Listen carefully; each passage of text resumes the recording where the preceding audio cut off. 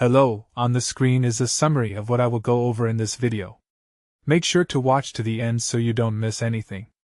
Step 1. Download and set up your GCASH app if you haven't already.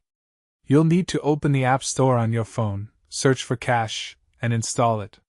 Then open the app and complete the verification process by entering your phone number and creating a secure PIN.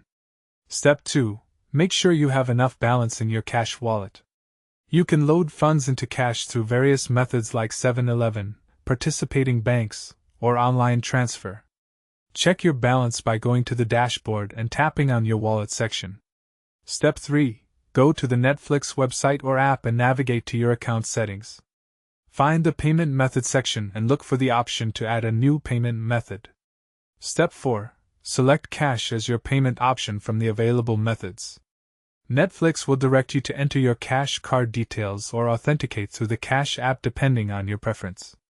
Step 5. Complete the payment by confirming your GCASH PIN and following the prompts on your screen. Netflix will process the transaction and your subscription will activate immediately once the payment is successful. Your Netflix account is now connected to your GCASH account.